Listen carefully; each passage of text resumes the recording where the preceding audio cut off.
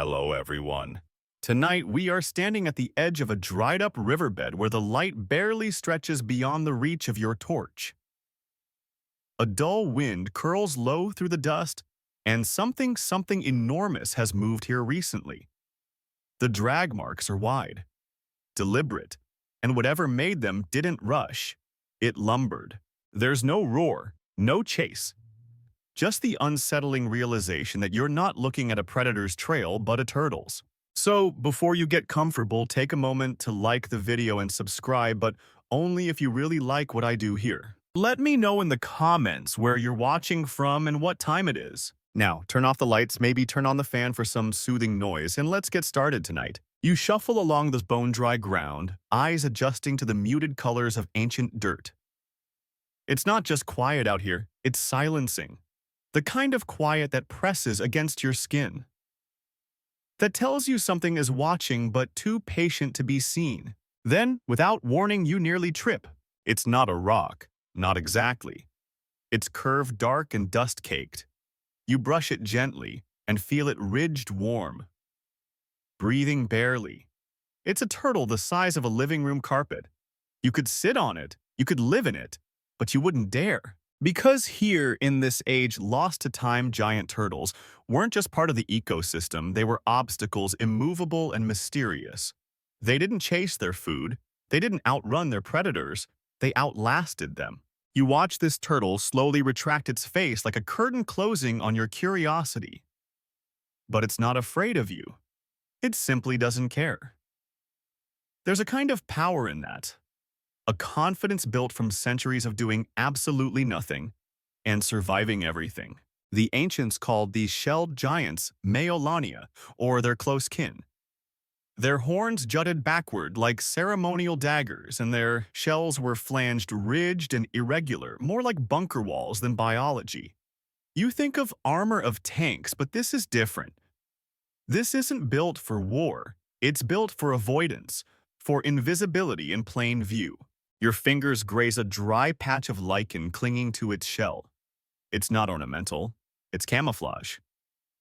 Over time, this creature has become the terrain itself. Predators glance past it, mistaking it for a weathered stump or an oddly textured boulder. You look behind you. The trail it left is shallow, meandering, almost lazy, and still it got here. Slowly, methodically, as if it knew there was no hurry. What's going to stop a walking fortress? Historians still debate whether these ancient turtles had social bonds or solitary habits. Some fossils are found in clustered formations suggesting a herd or at least a shared watering hole. Others appear completely isolated, as if each one carved out its own lonely empire under the sun. The ground here remembers everything. You kneel beside the tracks, press your palm into the soil. It's warm, soft, and riddled with fragments of broken time-crushed twigs, a half-fossilized claw, a tooth that never found a home again. Someone tried something here long ago. Someone got too close. You glance back at the turtle. It hasn't moved, hasn't blinked, hasn't acknowledged your presence in the slightest. Hello, you whisper. Nothing, not even a twitch. And then the strangest detail yet, a small bird hops onto the turtle's back. Not a prehistoric raptor, but something feathered and clever-looking, probably in search of bugs. It pecks at the algae coating the shell, finds a beetle, chirps once, and flies off. So the turtle doesn't just hide. It plays host. Ecosystems live on its back. It's not just avoiding death, it's building life on top of it. You sit, careful not to disturb the edge of the shell. The air is cooler now, quieter somehow. There's a rhythm to the moment that feels timeless, as if this being remembers an era when nothing had a name yet. Not the trees, not the river, not even the thing that tried to eat it last. The odd fact, turtles breathe through their butts. That's right. Cloacal respiration, it's a thing. Not glamorous, but effective. And when you're buried in mud for weeks on end, waiting out floods, fires, or foolish predators, you need every evolutionary loophole you can get. You lean back, scanning the horizon. No other movement. No cries in the distance. Nothing but dust, age, and quiet confidence. Somewhere deep inside this ancient creature, you imagine an old mind, not intelligent the way you are, not planning or dreaming, but aware, alert, and stubborn. It knows it's outlived everything that used to scare it. You're just another curious passerby, soft-skinned, two-legged, a flash of noise and smell soon to be forgotten. Remember when humans evolved?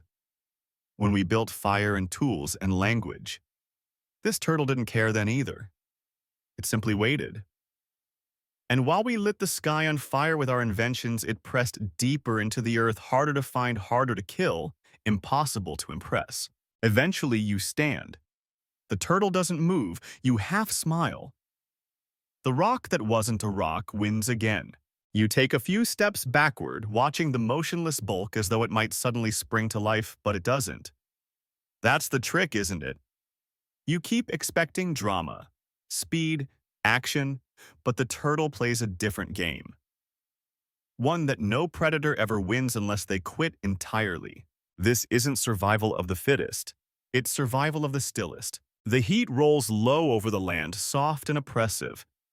You sit again because apparently you're learning, and you watch. The longer you do, the more you realize how stillness isn't just absence of movement. It's a form of language here, a strategy refined over epochs. The turtle didn't just evolve to be hard to kill, it evolved to be not worth the effort. And you see how that shell, the thick, rugged dome, does more than just protect organs. It gives off signals, subtle ones.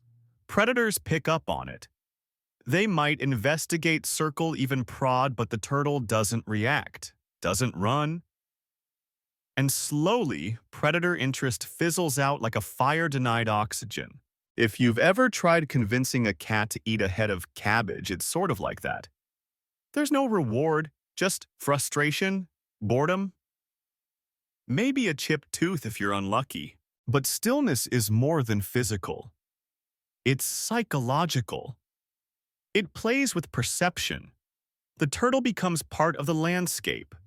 If you blink long enough, you start seeing shell patterns on every hill and ridge, and that in itself becomes its greatest armor. Confusion. The ancient predators. Let's say Giganotosaurus or a particularly impatient Daspletosaurus were built for brutality. They had crushing jaws and relentless momentum, but against a turtle the size of a sofa, they were like toddlers with a vending machine, lots of slapping, no snacks. Historians still debate whether these predatory dinosaurs adjusted their hunting strategies to account for armored prey or simply avoided them altogether. The fossil record is unclear because very few of these giant turtle fossils show signs of attack, and those that do, the damage is minimal. Surface level. Like someone took a frustrated nibble and gave up. You imagine one of those predators now slowly approaching. Muscles tense, tail twitching, hunger in every breath. And then it sees the turtle. No eyes, no flinch. Just a silent, ancient boulder that refuses to act scared. And that hesitation, that quiet moment of wait. What is this thing is all the turtle needs. It's not buying time to escape, it's buying time to make the attacker second guess. Maybe there's a better target nearby. Maybe this isn't food, maybe it's a trap. The turtle is running a long con and it runs it perfectly. Every single time. Even the shell's coloration helps. Most of these ancient giants bore surfaces mottled with dust tones, browns, rusted reds, charcoal gray. You'd have to squint to see them at dusk. By night, they were indistinguishable from stones and logs. You once saw a painting of an ancient hunting ground filled with scattered rocks, and the artist later revealed that 3 of those rocks were turtles, hidden in plain sight. If a predator didn't watch long enough, they never knew what they were stepping into. Stillness, as it turns out, isn't passive. It's an active defense. The turtle calculates when to shift weight, when to pause mid-step, when to breathe shallowly enough that not even its own breath gives it away. And just for fun, here's an odd detail. Turtles can hear vibrations through their shells. Not just stomps or earthquakes, but footsteps, wing beats, even heartbeats if you're standing too close. It's like having a full-body antenna that only responds when absolutely necessary. You wonder how many battles were never fought because of that one tiny skill, detecting danger before it makes a sound. The sun sinks lower now and the heat fades slightly. You feel the edge of your own impatience tugging at your mind. How long can one creature just sit there and do nothing? But then you realize it's not doing nothing. It's doing stillness, deliberately, like a monk in a 1,000-year trance. And the moment you lose patience, the turtle wins. A breeze shuffles loose grains of sand across the shell. They settle into the crevices, blending the lines, hiding the shape.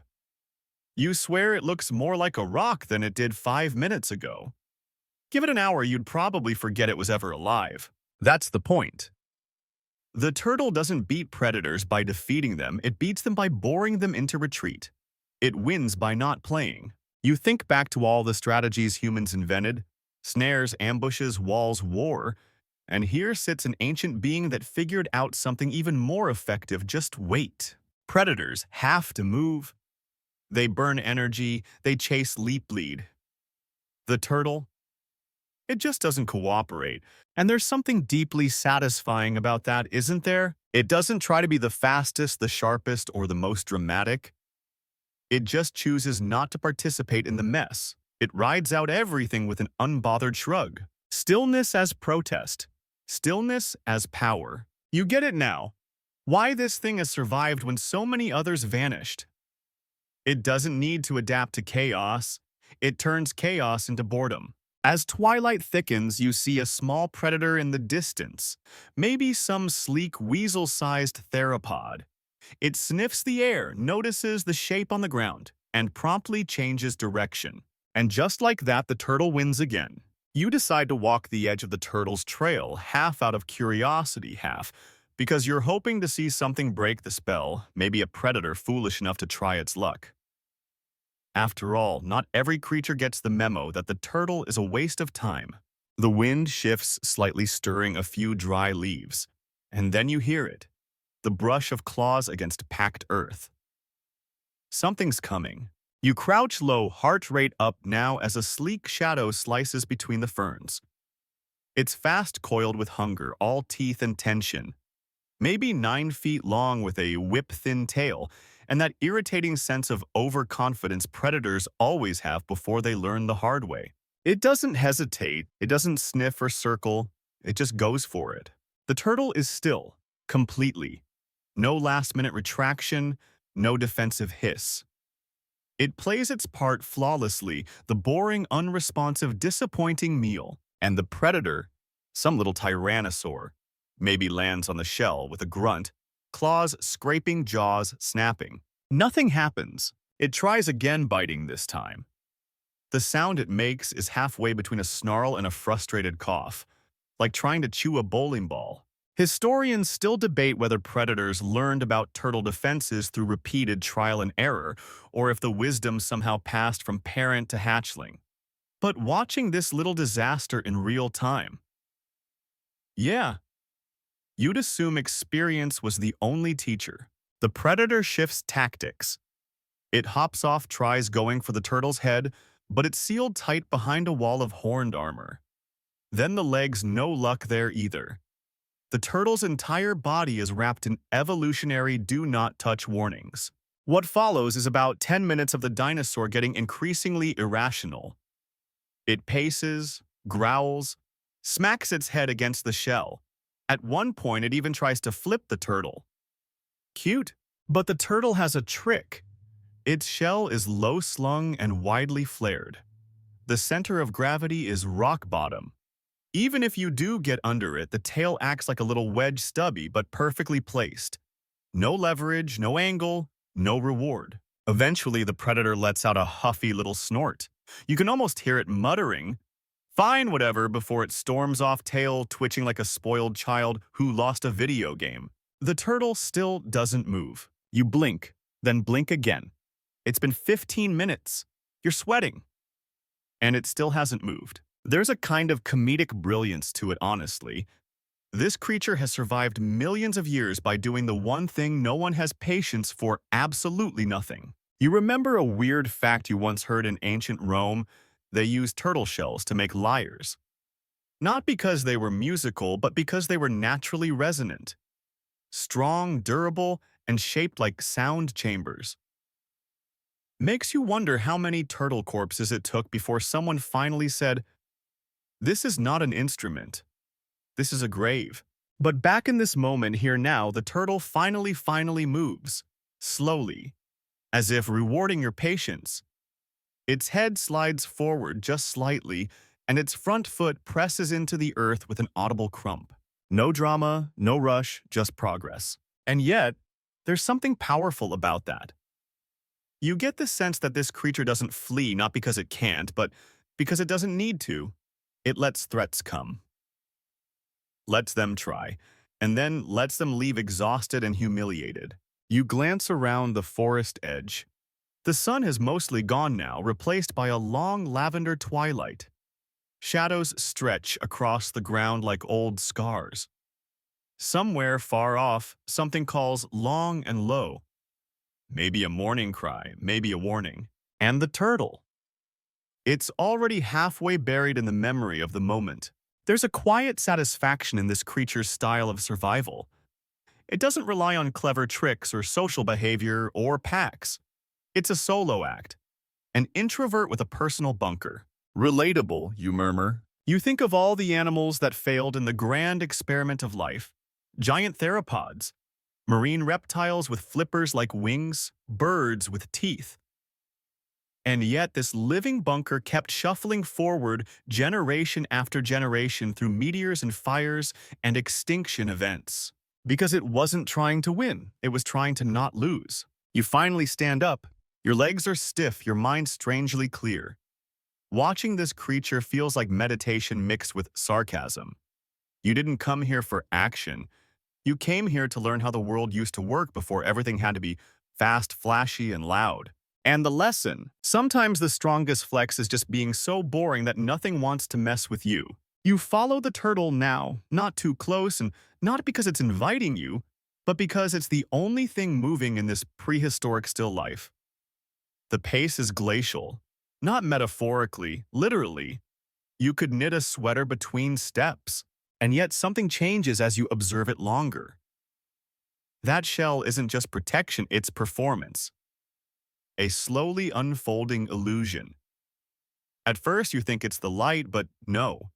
The color of the shell actually changes.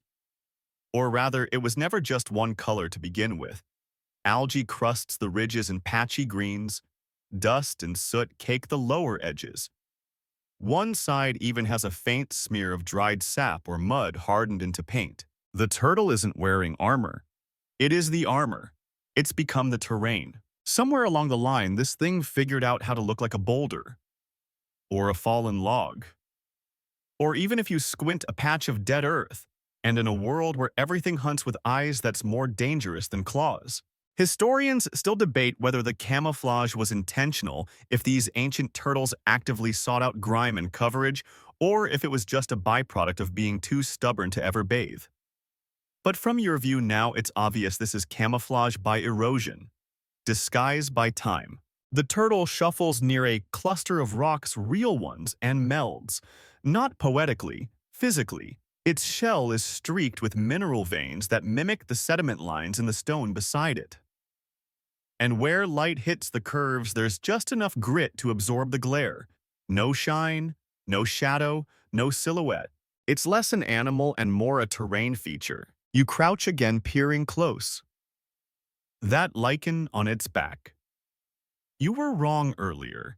It's not just lichen. There's a kind of tiny fungus blooming under the edge of its shell, feeding on who knows what. That's disturbing, and also brilliant. Let the forest grow on you. Be the forest. A strange fact pops into your head. In some modern environments, turtles have been found with entire ecosystems on their backs, plants, insects, even frog eggs. It's not symbiosis, it's just what happens when you're still long enough. You become a world. This shell isn't just tough, it's alive. A composite of biology, time weather, and stubbornness. You wonder if predators even see it anymore. If they've been fooled so many times that their brains just edit it out. Off to the side, you find a small pile of stones. At first, you think it's nothing, but one of them is oddly smooth, curved. You brush away some dust and realize it's a fragment of shell. Fossilized now, heavy, cold, but the same ridges, the same pattern. The ancestor of this turtle may have stood here once, right in this spot. Same trick, same patience, and maybe it outlasted something big and terrible that never figured it out. You hold the fragment for a second, then put it back. Feels rude to take it. Back at the turtle, the creature has settled again, half buried in loose soil moss, forming at the seams like it's stitching itself into the earth. And you realize this is the ultimate power move. Not running, not fighting, just disappearing so well that your enemies forget to eat you. Historians think some species of ancient turtles could spend weeks without moving, especially during dry seasons. Not hibernating, just waiting, covered in leaves, maybe breathing through their rear ends. Yes, again, still a thing. And here's the kicker. The longer they waited, the better they got at blending in. Rain would carve runoff lines on their shells. Wind would pile dust into crevices. Some may have even let fire-blackened bark settle onto their backs after lightning-sparked wildfires. That wasn't a turtle anymore. That was a story written in dirt. You glance around again. How many more are here? How many boulders have eyes? It makes sense now why predators wouldn't evolve a strategy for hunting these things. You can't hunt what you don't notice. You can't bite what your brain registers as non-food. Even humans thousands of millennia later might walk right past one, might sit on one, might build a campfire next to one without ever realizing their audience was alive and quietly judging their fire-starting technique. The turtle shifts again, just a single movement like adjusting its elbow if it had one. And even that seems calculated. Dust slips off the shell, exposing a new layer underneath, lighter in color, with patterns that look almost etched. You can't help but imagine it's like flipping a camouflage card. Swap to terrain mode, forest floor. Swap to terrain mode, dry basin. This turtle doesn't need to run, it just needs to update its lookbook. By now, it's not just blending in, it's disappearing. You squint and can barely make out the lines. Just like the old fossils in museums, blurry outlines in stone, impossible to separate from the sediment. You could blink and this turtle would turn into a myth, a shape without context, a shadow of the ages. And honestly, you respect it. In a world of stampedes and carnivores and comet strikes, this creature outlived them all by being exactly what no one expected: uninteresting. It's genius. You're not sure when the turtle vanished. You were watching right, paying attention, and yet gone. 1 minute it was there, half-buried, moss-laced, present. The next, leaf litter, dirt, forest floor. It hasn't walked away. You'd have heard that. No seismic thuds, no twigs snapping under living tank feet. It simply isn't visible anymore. You walk slowly to where it was. There, just beyond your boot, a strange depression in the leaf cover. Not a hole. Not even deep, just adjusted, displaced. As if the forest floor remembered it needed to be something else today. You crouch again and gently brush the top layer of leaves. What you uncover isn't skin, it's shell. Cold, slightly damp, covered in crumbs of forest. The turtle has gone full trapdoor mode. It's hiding beneath the leaves just inches below the surface so perfectly that you'd swear it was soil. If it hadn't moved earlier, you might have walked on it, might have taken a nap on it, might have regretted both. Historians still debate whether these turtles actively buried themselves or just used the natural debris of the forest floor to create cover. Either way, it's not accidental. It's tactical. The turtle doesn't just avoid confrontation, it preemptively denies it. You press your fingers along the edge of the depression. It's subtly curved, precisely measured to cradle the turtle's shell. This is not the first time it's pulled this trick. This is a stage, a long-practiced act. You take a step back imagining how it looks to something hunting above ground. The entire scene reads as ordinary. Fallen leaves, some ridges, an old root. Maybe a lizard scurrying by, nothing to see here. Move along, please. That's the brilliance of it. This turtle doesn't need to disappear into a cave. It brings the cave with it. Wherever it goes, it creates the illusion of continuity. The surface doesn't break. The texture doesn't change. There's no outline to follow. It's like hiding in a jigsaw puzzle by becoming the missing piece. Odd fact. Some modern turtles have been observed stacking leaves and twigs over themselves after burrowing, almost like they're tucking in for the night. That behavior could stretch back millions of years, learned, inherited, or just plain effective. You lie down now face to the earth, cheek against the duff. And there it is, the faintest movement. A slow, controlled breath through the nostrils, just enough to keep going without alerting the world. This turtle is not asleep, it's not relaxing. It's plotting stillness. You reach out and softly press your palm against the topmost ridge of the shell. It doesn't move, not even slightly. The camouflage is so effective that you feel like you're the one being observed. Like the turtle is watching from inside, waiting to see what dumb thing you'll do next. And in that moment, you realize this isn't hiding. It's a kind of passive ambush, because sometimes predators aren't the only ones doing the stalking. Sometimes survival means watching them walk past, letting them make the noise. You just sit still, breathe quiet, and blend until they forget you ever existed. Remember when we invented camouflage clothing? Tried to mimic bark and grass with pixelated military patterns? Yeah, this turtle was cosplaying as a dirt clump before humans figured out spears. A distant screech startles a bird overhead. You look up and something winged disappears across the canopy. A predator, maybe, or just a noisy scavenger. Either way, it's airborne, fast, restless. Exactly the opposite of your companion below the leaves. There's a phrase you once read in a dusty field manual. If you can't be faster, be invisible. And this turtle, it's made invisibility an art form. A philosophy. A religion. You gently stand again, brushing leaf bits from your knees. The turtle doesn't react. It may never react. Not until it's completely, absolutely sure you're not worth noticing. And even then, maybe not. You circle the site once more. Notice how every leaf seems deliberately placed. How even the way the soil slopes helps keep the illusion intact. Was this prepared in advance? Did the turtle come here knowing exactly how it would disappear? You wouldn't put it past it.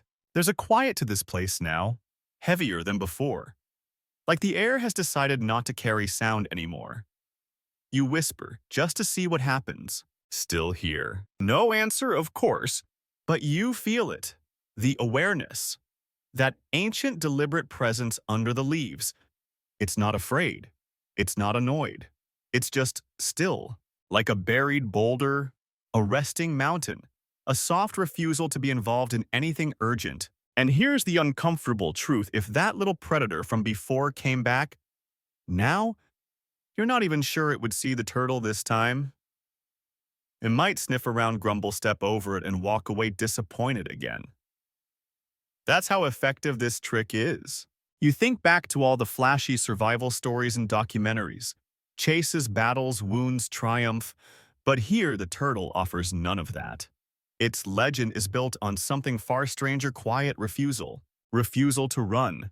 Refusal to fight. Refusal to die just because something else decided it was hungry. If evolution is a conversation, this turtle is the one sitting silently in the corner, sipping tea, waiting for everyone else to shut up. And somehow it's the only one left in the room when the lights go out. The next morning, if it's even morning in this perpetual dusk, you wake to the sound of something scuffling in the underbrush. At first you think, it's another predator, maybe round 2 of last night's failed snack attack. But no, this one sounds smaller, quicker. You stay low, careful not to shift the leaves too loudly under your feet. And they're just ahead, a juvenile turtle. Not small exactly, more like ottoman-sized. with stumpy legs and a shell that still carries the shine of youth. It's not fully grown, but it's got the attitude nailed down already. You watch as it awkwardly backs into a patch of low brush. It struggles a bit, shell too big for the tight space, but then you see at the tail. Short, wide, flattened at the end like a wedge. It angles downward, dragging across the ground until it wedges firmly between two roots. And with that, the young turtle becomes unflippable. You hadn't thought about that yet, had you? For all the power of stillness and camouflage, there's one glaring weakness. Once you're on your back, you're toast. And not the tasty kind. The flailing legs in the sun until the vultures arrive kind. But the tail, the glorious stubby nothing to write home about tail, is the secret. Historians still debate how much of ancient turtle morphology was built around the threat of being flipped. Some argue that flared shell edges evolved primarily to prevent this fate. Others suggest the tail structure played an equally vital role. Either way, what you're looking at now is an animal that pre-defends against a thing that hasn't happened yet. That tail isn't decorative. It's a doorstop for death. The turtle backs in further, pushes, adjusts, and once its shell is wedged into place between the roots and a rock, it stops moving entirely. And just like that, it's in lockdown. No flipping, no rolling, no uh-oh moment. Somewhere behind you, a gust of wind whips a few ferns to one side. You glance around instinctively, eyes darting for movement, but the turtle, not even a twitch. It's locked and loaded with absolutely zero plans to cooperate. You kneel nearby, admiring the shape of the shell. It's not smooth, not at all. In fact, the more you look, the more it resembles a landform. Flared ridges along the rear give it a jagged outline, almost like miniature cliffs. You reach out and tap it with a single finger, solid as sin, and warm. That warmth surprises you. You expected cold-blooded indifference. But no, this turtle's been sunning, absorbing heat through that shell like a living solar panel. It's not just for show. The shell's a battery, a furnace, a bunker, a disguise. Odd fact for your brain, some modern turtle species have been observed using their tails to plug burrow entrances. Not just for protection, but as a kind of thermal regulator, sealing in warmth during cold nights. Same shape, same behavior, different era. You get closer and check the space behind the juvenile's shell. Sure enough, the tail is acting like a backstop pressed tight against the root. This turtle couldn't be flipped with a forklift, and that changes everything. Predators might try. They might even get lucky enough to nudge a shell edge, start the roll, but they'd hit that tail and bounce off like a bumper car in a grudge match. There's a kind of poetic efficiency to it. One body part solving multiple problems. Balance, protection, camouflage, and thermal control. All in a single chunk of muscle and bone. And then something moves. Not the turtle, behind it. A lizard, biggish toothy, with a loping gait and far too much curiosity. It approaches from the rear, not aggressively, but with that annoying predator confidence again. You've seen this type before. Doesn't look hungry, just bored, and bored is often worse. It sniffs the shell, pokes it with a claw. Nothing. It circles to the side looking for an opening. There isn't one. Then it tries the obvious, goes for the back. The moment its snout touches the tail, it stops. You don't know what it felt, pressure, heat, maybe just sheer resistance, but the predator pauses, hesitates, and then lets out a tiny chuff of disappointment. You swear the turtle smirks. That tail didn't lash out, didn't swat, didn't even quiver. It just existed in exactly the right place at exactly the right angle, making the entire attack path irrelevant. The lizard eventually sulks away, chewing on its own pride. And the turtle, still motionless, still wedged, still winning. You sit beside it for a while. There's a comfort here, a strange ancient wisdom in knowing where to place yourself so nothing can reach you. The world is full of motion sound drama, and this turtle's response is simply, not today. You think about human evolution again, about standing up, walking fast, inventing weapons and machines, and reality TV. And yet here you are learning survival secrets from a rock with legs. Not everything needs to sprint to be safe. Not everything needs to dominate to endure. Sometimes all you need is a solid tail and a good spot to lean against. You leave the juvenile tucked securely between the roots and wander farther into the forest, curious now, not just about the turtles, but about the fools who tried to mess with them. Because, let's be honest, somebody always thinks they're the exception, that they've got the strength, the speed, or just the bad attitude to crack a living stone in half. And around the next bend, you find exactly what you didn't know you were hoping for. Claw marks. Big ones. They're gouged deep into the side of a fallen log, and not with the lazy drag of a forager.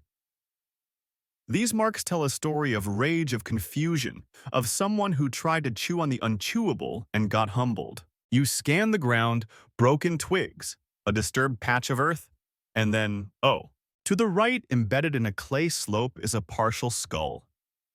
Broad-snouted. Serrated teeth still locked in a grimace that's halfway between I was terrifying and I regret everything. Maybe Allosaurus, maybe a cousin. You're not here to ID the predator. You're here to piece together how a walking tank outmaneuvered something with jaws big enough to swallow a mailbox. And the scene doesn't disappoint. You kneel beside the fossilized remains. The skull is fractured, not shattered. More like it hit something very, very hard and lost. You glance behind you and see what might have been its mistake.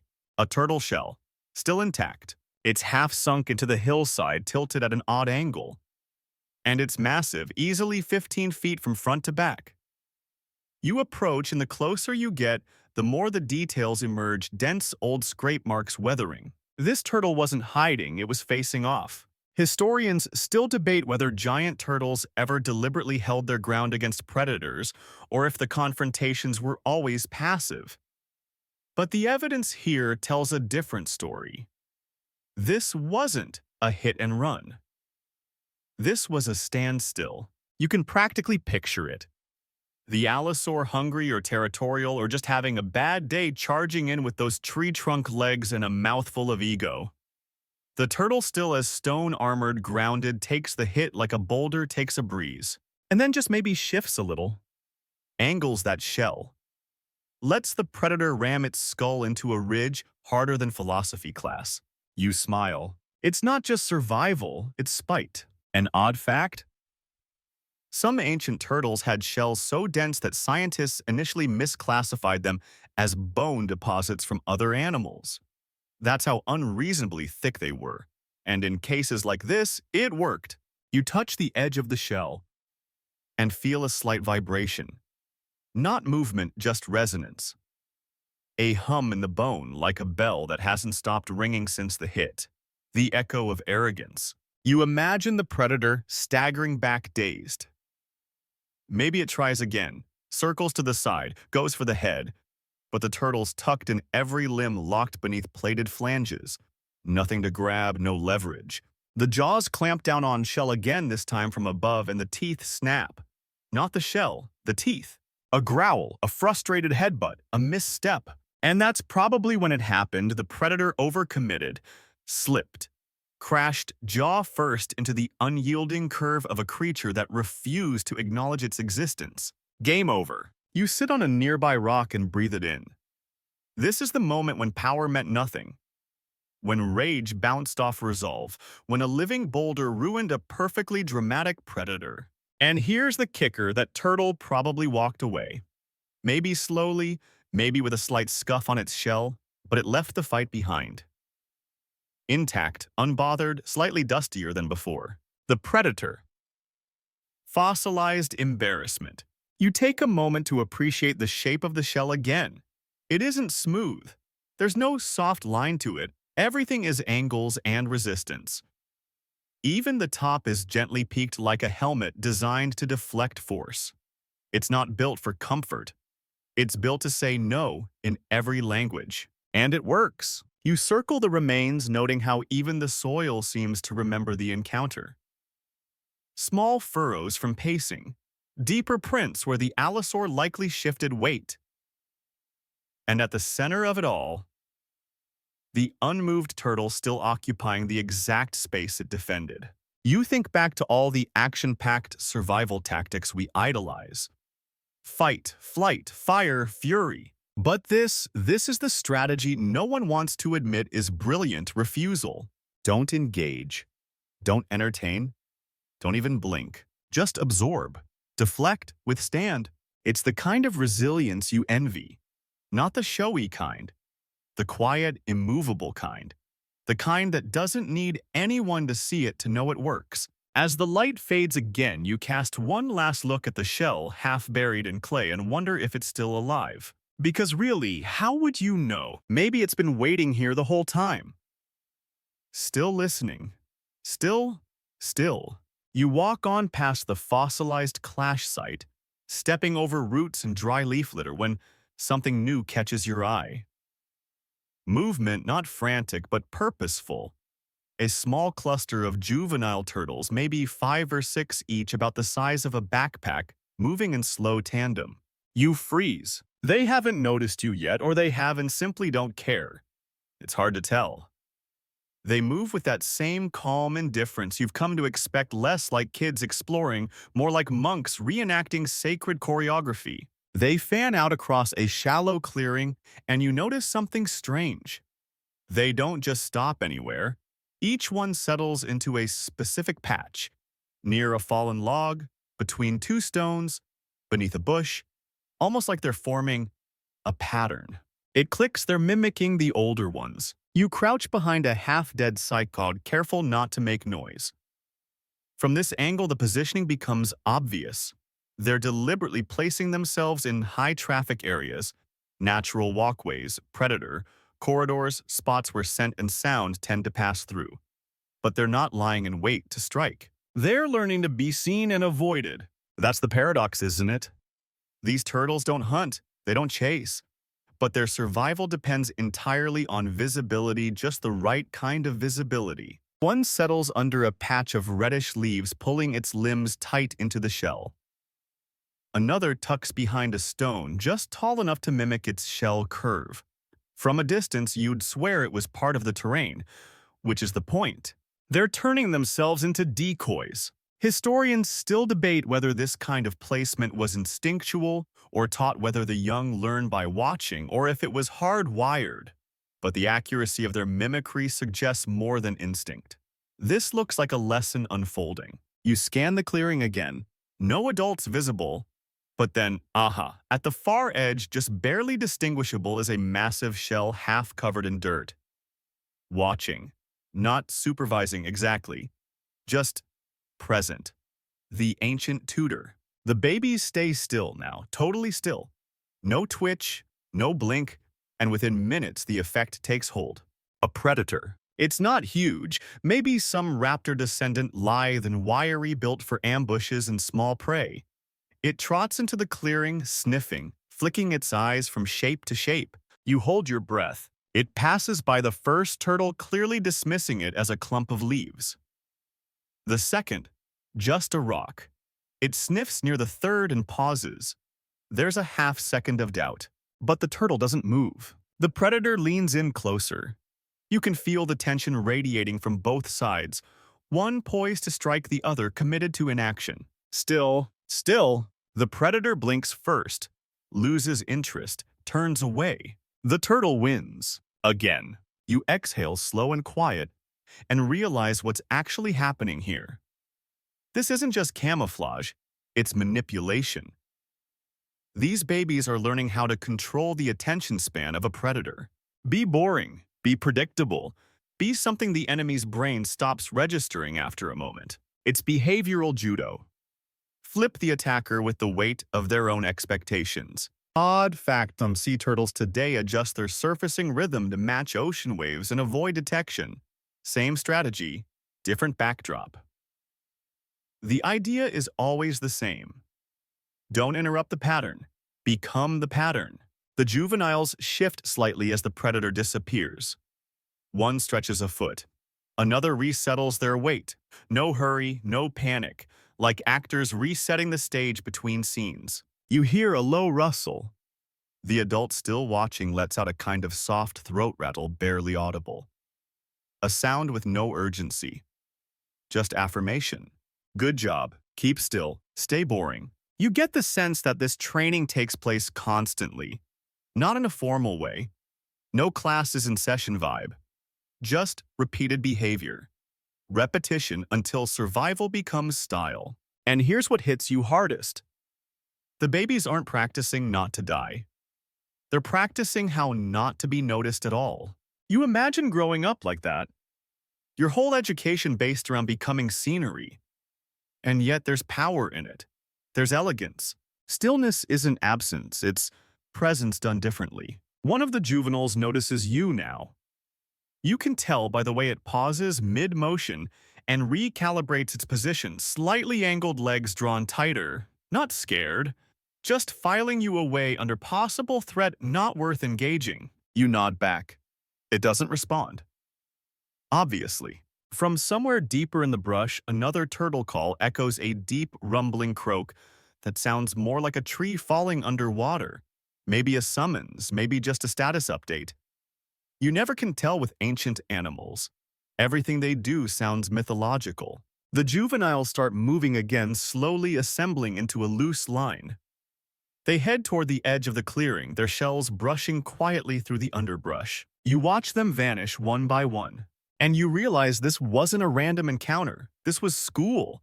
And you just sat in on a master class in vanishing. Forget claws, forget packs, forget speed.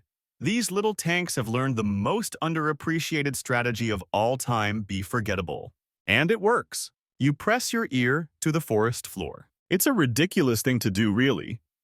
But after hours of watching ancient turtles manipulate the visible world, you wonder what's happening in the invisible one. Sound travels through soil, doesn't it? Vibration. Pressure. Maybe these creatures hear more than we ever imagined. You close your eyes, and there it is. A deep, slow thrum so low it's more feeling than sound, like someone humming beneath your feet. Not musical, not rhythmic, just present. You sit back up, brush grit from your cheek, and try not to read too much into it. But your gut says otherwise. That wasn't a coincidence. That was someone's signal. The shell you spotted earlier, the huge moss-flecked adult, hasn't moved in hours, maybe longer. But now as the air settles and the forest dips into that lazy hush again, you feel it. A vibration, not much, just a tiny pulse through the ground. You approach, careful not to snap any twigs. Your footsteps are louder than you want them to be. But the turtle doesn't flinch. It doesn't do anything. And then it stops breathing. No, seriously. You were watching. Its slow, deliberate exhale, that almost theatrical rise and fall of the chest plates, just ends. Stillness. Perfect stillness. Except now it's not just hiding from sight. It's hiding from sound. Because here's the twist: you weren't ready for the turtle's shell muffles noise. Not just incoming threats, but outgoing life. Historians still debate whether the inner structure of ancient turtle shells helped dampen their internal rhythms, or if that's just a quirk of bone density and muscle layout. But standing here now, you feel it in your own chest, the absence. Like something has gone quiet in a way that makes everything else louder. Even your heartbeat feels rude. And this is where the genius unfolds. Because the predators of the Mesozoic weren't just visual hunters, they listened. For breath, for panic, for the rustle of fur or scale. And the turtle. The turtle weaponized silence. The odd fact, some modern tortoises have shells so acoustically dampened that scientists have used them in experiments to test sound absorption. Like carrying around a personal echo cancellation dome. You kneel beside the shell again, placing your palm gently along the curve. You expect heat texture, but what you notice most is the way sound disappears against it. No thrum, no whisper, even your own breath feels absorbed. It's like touching stone wrapped in thick fabric, a sensory black hole. And you begin to understand this isn't just a bunker, it's a silencer. The turtle doesn't just disappear visually, it becomes auditory dead space. If it's hunted by something with keen ears, those ears might skip right over it. Even better, the shell's thickness and structure probably muffled internal sounds too, Heartbeats, muscle shifts, digestive gurgles. All those little background noises predators don't even realize they're tracking. Gone. You whisper aloud, "You little genius." It doesn't respond obviously. That would ruin the effect. But as you lean in, you notice a hollowed-out groove along the underside of the shell. Subtle, almost decorative, like a carved channel. And when the breeze moves just right, it funnels air beneath the turtle's body, cooling it without movement, without sound. It's a built-in ventilation system. You laugh, quietly. Because of course it is. You remember something else, some paleontologist's theory that shell curvature might have deflected sound waves like radar jamming, that the slight asymmetry in the flanges wasn't random. It scattered vibrations, broke up echo profiles. If that's true, that this turtle didn't just disappear into the background, it actively disrupted the predator's ability to focus. Imagine that a living anti-sonar tank. You glance up as a distant call pierces the canopy, some airborne predator again shrieking over its domain. The turtle doesn't respond, doesn't even flinch. You suspect it heard the call but decided it wasn't worth acknowledgement. That's the thing with these ancient giants. They don't react, they register. If you're not an immediate problem, they don't waste a calorie. But if you are, they'll disappear so completely, you'll start questioning whether they were there to begin with. You take a few steps back now, slow and deliberate. You've overstayed your welcome, not in the social sense, but in the biological one. Because this turtle, this immovable relic, has told you all it's going to, and now like a seasoned magician, it's retreating into silence. Not physically, just vibrationally. You listen one last time, ear to the ground. Nothing, only the sound of your own blood in your ears. Loud, clumsy, temporary. And beneath your feet, a fortress, a sensor, a legend saying absolutely nothing. Perfectly. You're back on the trail again, following nothing in particular when you notice the tracks. Wide, shallow, curved at the edge, not predator tracks. Turtle tracks. You recognize the deliberate drag pattern, that gentle disruption where the shell skimmed the dirt.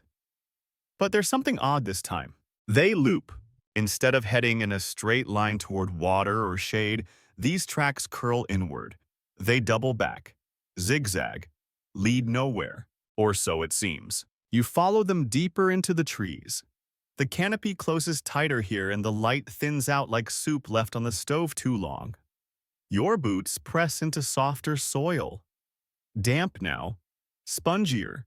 You're walking in something that used to be a stream or flood path long since dried. And then your foot sinks. Just a few inches, but enough to make your balance wobble. You hop back startled. Look down. The earth has collapsed slightly. A depression. You crouch, brush the dirt away, and find more turtle tracks, all heading into this soft patch. None leaving. You move a little further. More tracks. Same direction. But when you scan the clearing ahead, there's no turtle. No shell, no carcass, just a hollow dip in the earth masked by leaf litter and some suspiciously innocent moss. You step cautiously to the edge and realize what you're looking at. A trap, not a trap for prey, a predator trap. Historians still debate whether turtles ever manipulated terrain intentionally, or if these kinds of pitfalls were happy accidents born of habit, not strategy.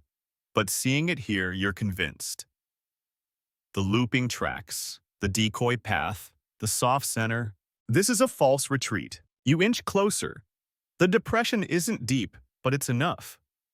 A predator chasing a turtle would rush straight in thinking it had cornered its meal. But the ground's unstable, softened by repeat travel. One wrong step and whump, chest deep in muck. And the turtle, gone. Or worse still there. Watching from under the moss, disguised as landscape, grinning in slow motion, you kneel beside the pit, noticing how the edge is packed tight like a slide into disappointment.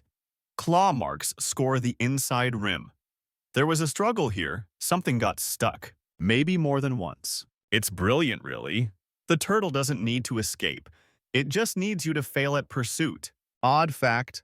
Some modern tortoises actually backtrack over their own trails to confuse predators, especially when young. It's not high-speed misdirection. It's slow-motion trolling. You trace the decoy path back a few paces, noting how each print was deliberately placed to look fresh, slightly smeared at the toe. A bit of overturned dirt. Enough to scream, "This way, dummy." You smirk. Imagine being a 10-foot carnivore built like a truck charging after what you think is the world's slowest snack, only to end up shoulder-deep in prehistoric mud flailing, while your target quite literally melts into the background. And the best part? This pit isn't even hidden. Not really. It just doesn't look important. That's the whole game. Distraction, deception, stillness so complete it bends reality around it. You pull a stick from the ground and probe the depression. The soil gives easily. There's a hidden slope beneath the surface carefully eroded. A small turtle might struggle to climb out, but a big one, it's just enough to hold it in place during its performance. This was a stage. You wonder how many predators left this place defeated and confused. How many assumed their prey vanished, not realizing they were being watched from 6 feet away by a half-buried rock with opinions. It's a special kind of mischief. Not violent, not aggressive, just excruciatingly effective. You step carefully around the edge, following a faint secondary trail. This one leads up and out of the clearing toward a ridge. Halfway up, you stop. There beside a tree under the root curve is a turtle shell. Partial, fossilized, but the ridges match the ones from the pit. Same flared edges, same deceptive profile. It's the final piece of the performance. The turtle lived here, set its trap and likely used it again and again. You sit beside the fossil, letting the sun bake the back of your neck. There's something deeply satisfying about this entire strategy. Not just hiding, not just waiting, but engineering disappointment. This turtle wasn't just a survivor. It was a saboteur, a quiet architect of failure. You imagine it now, watching its predator flail and sink and snort in frustration, all while it nudges a few leaves over its shell and pretends to be slightly more moss than usual. No escape plan, no speed, just passive resistance at its finest. You take one last look at the pit before moving on. The leaves have already begun drifting back across it, covering the story once more. In another day, it'll vanish, and in a week, another fool might fall in. The turtle, of course, won't be blamed, because no one suspects the terrain. You keep moving uphill, stepping over old roots and stone slabs that may or may not be turtles. You don't trust anything shaped like a dome anymore. The ground is harder here, packed with dry sediment and lined with strange, shallow craters. It takes you a minute to realize what you're walking through. Burrows, dozens of them. Some collapsed, some intact. Most are just wide enough to admit a giant turtle. Maybe two if they really liked each other. Which is doubtful. These aren't nests. They're not escape tunnels. These are homes. And they go deep. You kneel beside one and peer in. The opening is black, flat-edged, and laced with dry roots. It smells like dust and old breath. You drop a pebble inside, count seconds. It rolls, bumps, then nothing. You feel a tiny draft. There's something down there. Historians still debate whether these turtles dug the burrows themselves or hijacked existing ones. But the structure, it's deliberate. The entrances are angled, the soil is reinforced. Some even slope downward like prehistoric basements. You walk to another. This one has a kind of lip, an overhang that would shield the opening from rain, maybe from the sun. Maybe from you. You crouch down and run your fingers along the rim. Grooved. Worn. Like something's passed in and out of here for years. Centuries, even. A creature that didn't just visit but lived. You shine a light inside and freeze. 2 eyes. Not glowing, not menacing, just there. The turtle doesn't move. Doesn't blink. You almost convince yourself it's fossilized until you hear the slow, steady intake of air. Inhale. Exhale. Then nothing. It's watching you. The same way you watched it earlier, through stillness, through patience, through the kind of confidence that makes you question whether you have any right at all to be here. You step back, slowly, respectfully. This isn't just a turtle, it's a resident. And this burrow, it's not a retreat. It's a base of operations. Odd fact, modern gopher tortoises build multi-chambered burrows that can extend more than 40 feet and serve as underground bunkers for over 350 other species. That's not a home, that's infrastructure. Maybe these ancient turtles did the same. Maybe they were landlords to the lizardy masses, gatekeepers of prehistoric real estate. You wander further, and the hill reveals more clues. The burrows aren't scattered, they're aligned. South-facing, strategically placed to absorb warmth at certain times of day. Natural heating, built-in insulation. You're standing in a subterranean city. Silent, buried, stubborn, and maybe permanent. Because that's the other detail that clicks into place. Some of these turtles didn't move from their burrows ever again. They stopped wandering. Found a place with good airflow, stable soil, no nosy predators, and they stayed. Shell pressed to earth, tail jammed into the rear, every opening sealed, like a stone swallowed by the planet. And over time, the burrow became the shell, and the shell became the burrow.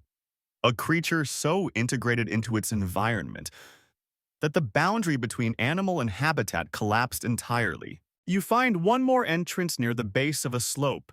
This one's half covered in moss. You clear it gently and see a depression just inside shaped perfectly to cradle a turtle's body. Abandoned now, but the imprint remains. You lie down beside it. The air here is cooler, heavier. A silence older than memory hangs around the space. You wonder what it was like to live that way. To spend your life not building upward but inward. To turn the idea of shelter into your identity. These weren't escape holes. They were choices. Philosophy even. You've been following turtles who moved like shadows. But this one became a hill. A legend that doesn't do anything. It just is. And that might be the most powerful thing of all. There's a line of black on the horizon. Not smoke, exactly, more like the memory of smoke. A charcoal haze faint in the sky drifting low along the tree line. You pause, instinct prickling. Because you know what this means. Fire, not a raging end-of-days blaze. Something older. Slower. The kind of fire that creeps across dry land like a rumor whispered through the brush by wind and time. You descend toward the blackened zone. Ash crunches underfoot. Trees are scorched to mid-trunk. Ferns curl like overcooked paper. The air is thick with that familiar primal scent of burned roots and sun-split bark. Whatever passed through here did so recently and with no hurry. And then from the corner of your eye, you see it. A turtle, half covered in soot. Shell dark as obsidian. Motionless, of course, but not dead. You approach carefully. It's settled into the center of the scorched zone like a campfire stone someone forgot to use. Its back is streaked with ash and heat-flared soil.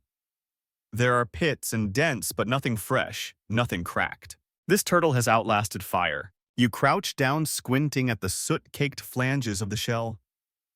The ridges are sharper than they were before heat has burned away any moss, any lichen.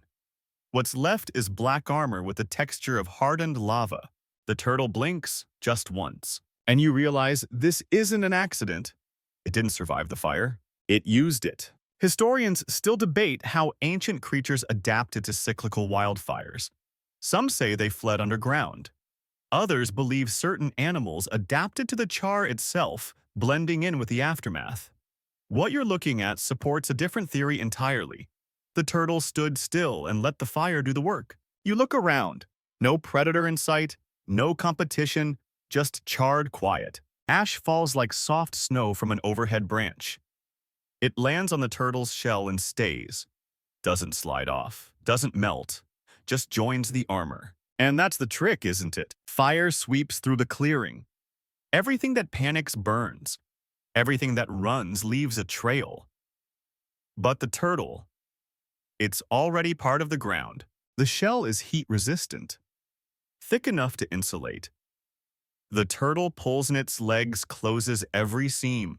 Its body temperature drops, heart rate slows, it becomes a rock in the middle of a furnace.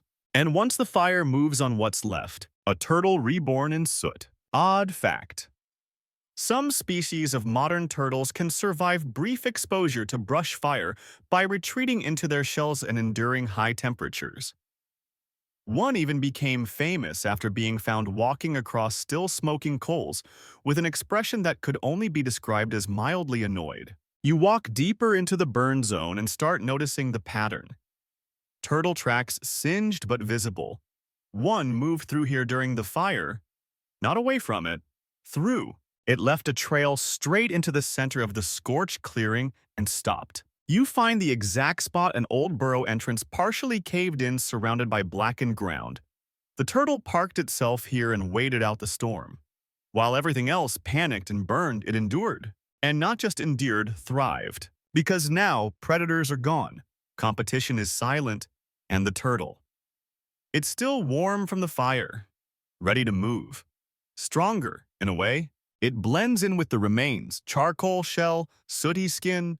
You'd never spot it from a distance. It's camouflage by combustion. You wonder if this was a common tactic. If entire generations of turtles came to know the smell of fire as a sign of safety, not danger. If they sought out flame paths not to run, but to disappear in the aftermath. You sit down on a log that crumbles beneath your weight.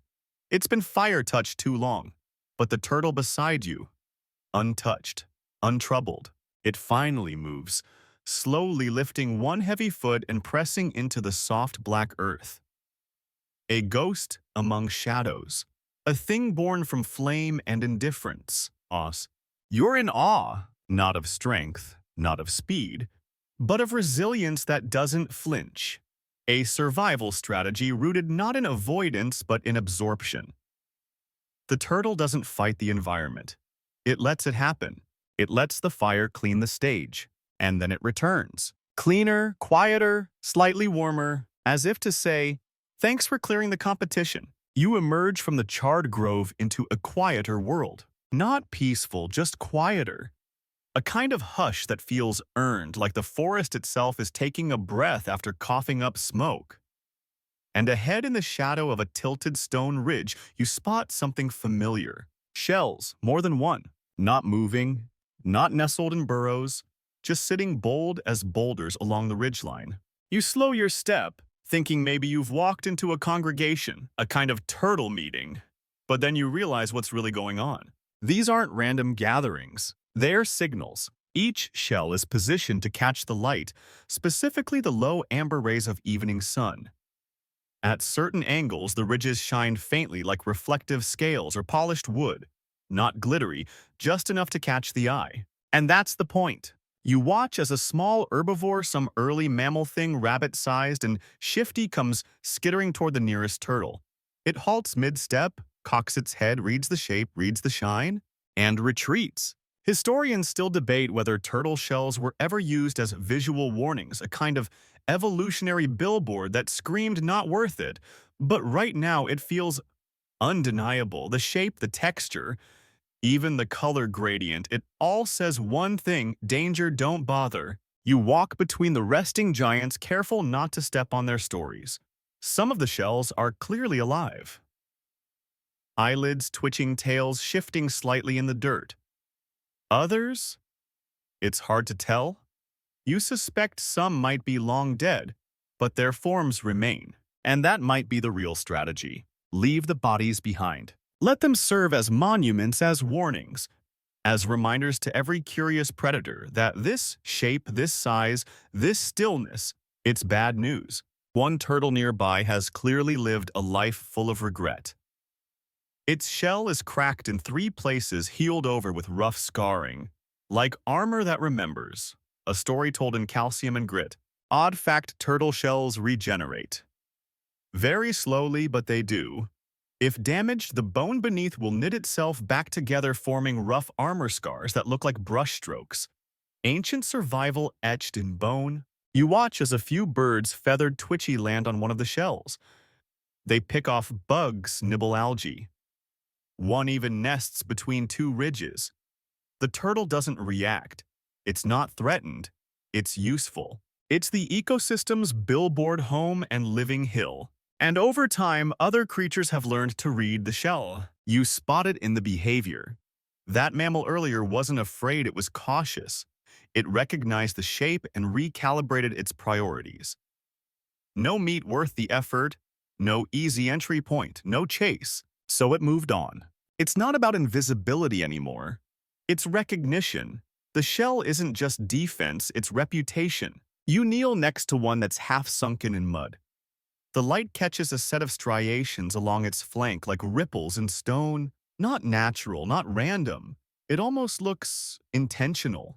Could be age, could be wear, could be decoration. But you like the idea that some shells became so distinctive over time that predators remembered them specifically. That certain turtles earned a myth. Don't go near the one with the zigzag ridge.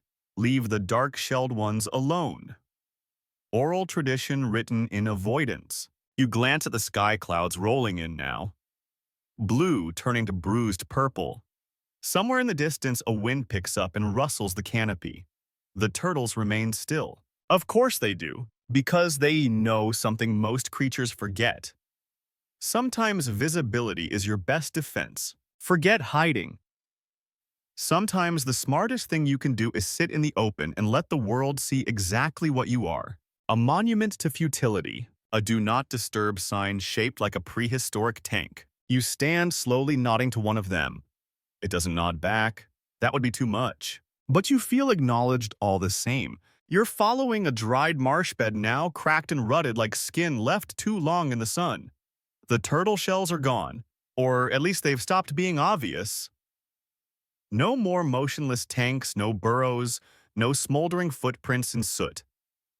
Just the quiet scrape of wind and the occasional buzz of a prehistoric insect sounding far too smug for something with a 3-day lifespan. And then you see it. Not a turtle, not even a full fossil. Just a shape, pressed into the mud like a shallow graven imprint. Oval flared, ridged at the edges. It's the ghost of a shell. A memory flattened in time.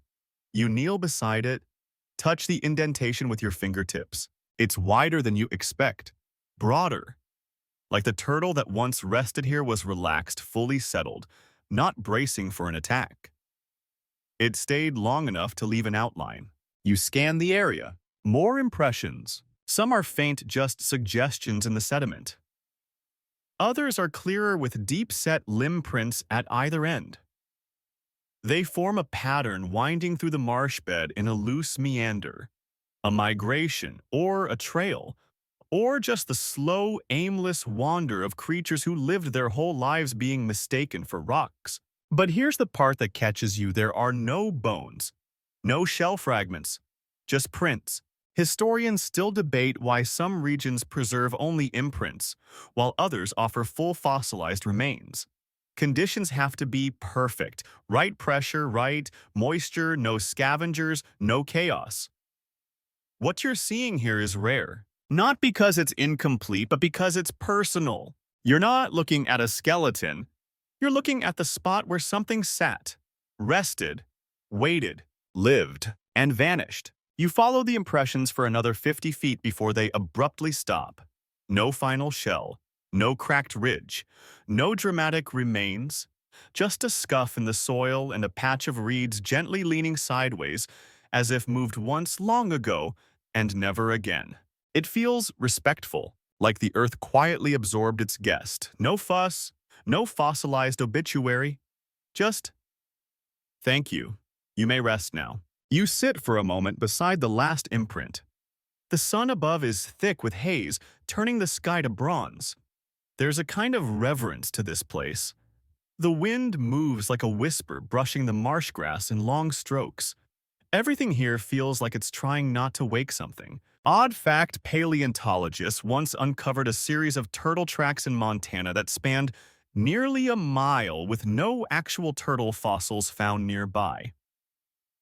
Just a set of impressions so precise that researchers could estimate the creature's wake gait, even resting points.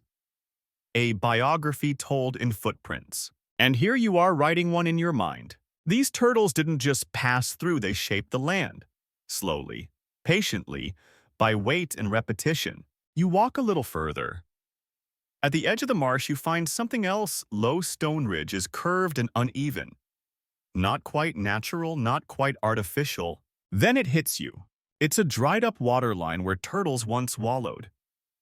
The imprint of dozens of shells pressed into wet earth over and over again until the shape itself became sediment. You run your hand along the top ridge. It feels like a timeline.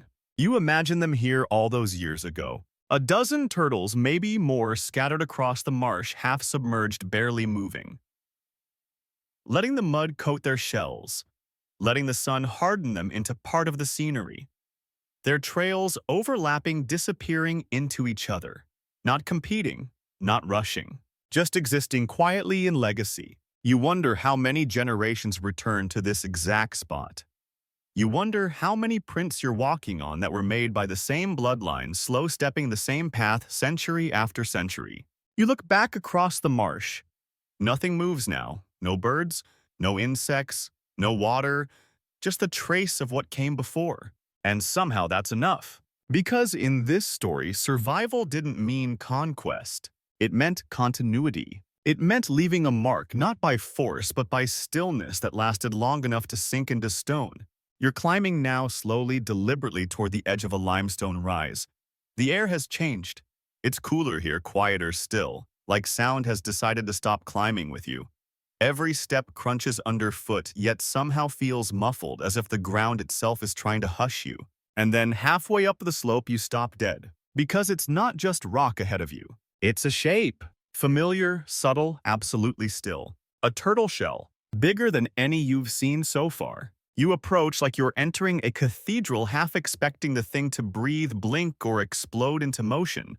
But it doesn't. It just sits, embedded in stone. Half buried in limestone, fused with the cliffside, like the mountain grew around it, or the turtle decided long ago to become the mountain. The shell is ancient, beyond ancient, ridged, weather-beaten, dust-caked. Not black like the fire survivors, not green like the younger ones. This one is the color of time. Gray, worn a surface textured like tree bark left too long in the sun.